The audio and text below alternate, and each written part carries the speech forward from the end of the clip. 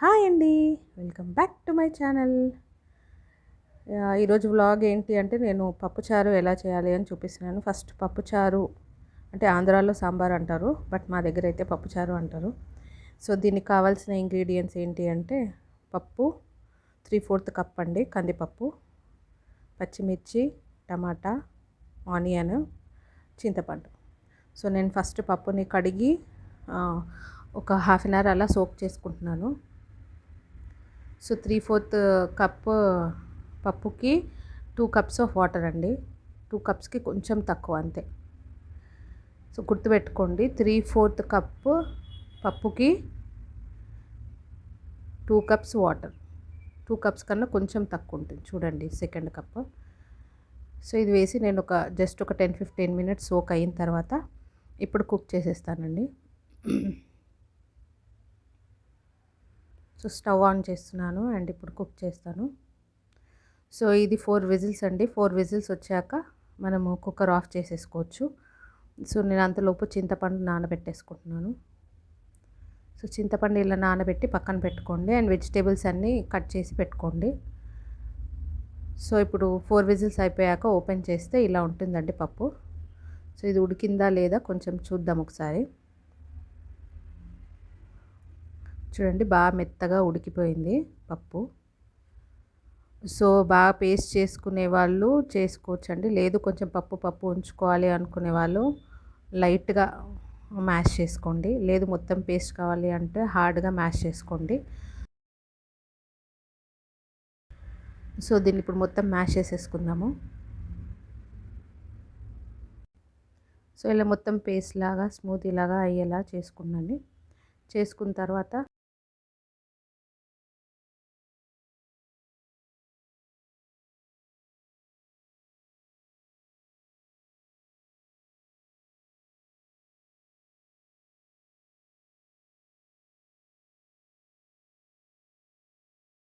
మనవి తీసేసి ఇందులో మనం రిక్వైర్డ్ వెజిటేబుల్స్ ఏమేమి ఉన్నాయో అవన్నీ ఇందులో వేసేసుకోవాలి. సో ఫస్ట్ పచ్చిమిర్చి వేస్తున్నాను, నెక్స్ట్ టమాటా వేస్తున్నాను. నేను ఆల్రెడీ కట్ చేసి పెట్టుకున్నానండి పప్పు ఉడికే లోపలే వెజిటేబుల్స్ అన్నీ. సో ఇది ఉల్లిగడ్డ అండ్ కరివేపాకు కూడా ఇందులోనే కొంచెం వేసేస్తున్నాను. ఇది మునక్కాడలండి. సో ఈ మునక్కాయలు కూడా కడిగి ఒకసారి వాష్ చేసేసి వేసేస్తున్నాను. ఇది చింతపండు రసం అండి. ఇందాక చింతపండు చూపించాను కదా, నేను అది కొంచెం పిసికేసి రసం తీసి పక్కన పెట్టానండి. ఇలా ఈ చింతపండు రసం అంతా వేసిన తర్వాత మనం ఒకసారి ఇంకా కారం సరిపోదు అని అనిపిస్తే కొంచెం లైట్గా కారము, ఉప్పు ఒక 3 స్పూన్స్ వేస్తున్నాను. 3 to 4 స్పూన్స్ మన టేస్ట్ని బట్టి. నాది చిన్న స్పూన్ కాబట్టి 4 వేస్తున్నాను. సో ఇదంతా వేసిన తర్వాత మనం కొంచెం చింతపండు రసం వేసాము కాబట్టి పుల్లగా ఉంటుంది. సో కొంచెం వాటర్ యాడ్ చేసుకుంటే బెటర్, లేదు పులుపు ఓకే అనుకుంటే కొంచెం తక్కువ వాటర్ యాడ్ చేసుకోండి. సో ఇదంతా జస్ట్ ఒకసారి కలిపేయండి. మీ కన్సిస్టెన్సీ బట్టి వాటర్ యాడ్ చేసుకోవచ్చండి. లూజ్గా కావాలి అనుకుంటే ఎక్కువ వాటర్ యాడ్ చేసుకోవచ్చు, లేదు మనకి పప్పుచారు చిక్కగా ఉండాలి అనుకుంటే వాటర్ తక్కువ యాడ్ చేసుకోవచ్చు. అంటే రిక్వైర్డ్ మీ పులుపుని బట్టి కన్సిస్టెన్సీని బట్టి యాడ్ చేసుకోండి. సో ఇది జస్ట్ ఇలా మిక్స్ చేసేసి మనం ఇప్పుడు దీనికి మళ్ళీ మూత పెట్టేసి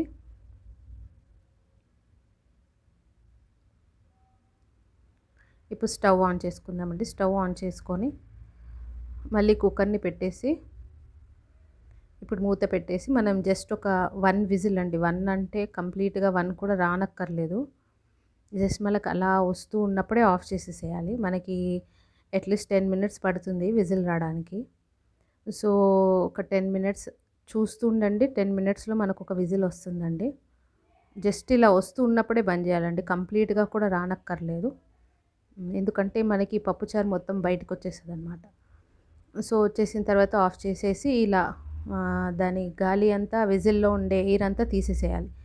ఈ గాలి ఇలా తీస్తూ పెడుతూ కంప్లీట్గా ఒకేసారి తీసేయకండి, బర్స్ట్ అవుతుంది, ఛాన్సెస్ ఉన్నాయి. సో అలా తీస్తూ పెడుతూ ఆ ఎయిర్ అంతా తీసేసిన తర్వాత ఇప్పుడు పోపు వేసుకుందామండి. అంటే ఆల్రెడీ మనం అన్ని వెజిటేబుల్స్ అందులో వేసేసాము కాబట్టి జస్ట్ పోపులో ఆయిల్, ఈ పోపు దినుసులు ఉంటాయి కదా, ఆవాలు, జీలకర్ర, సో యాడ్ చేస్తున్నాను. యాడ్ చేసిన తర్వాత కరివేపాకు, ఈ కరివేపాకు యాడ్ చేసిన తర్వాత నేను కొంచెం సిమ్లో పెట్టి పసుపు వేస్తున్నాను అండి, లేదంటే పసుపు మళ్ళీ బ్లాక్ అయిపోతుంది.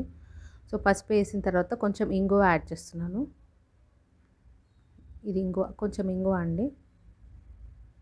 సో పప్పుచారు క్వాంటిటీ కొంచెం ఎక్కువే ఉందని ఇంగువ కొంచెం ఎక్కువ వేసాను. సో ఇదంతా ఒకసారి మిక్స్ చేసేసి మనం స్టవ్ ఆఫ్ చేసేసుకోవచ్చు.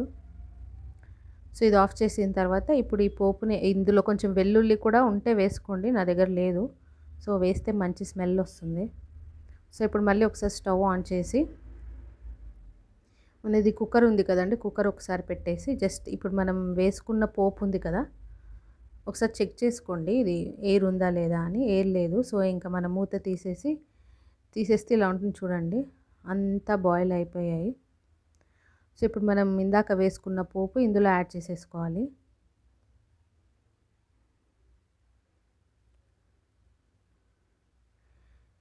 ఇది మనం ఇందాక వేసిన పోపు అండి. సో అది ఇందులో యాడ్ చేసేస్తున్నాను.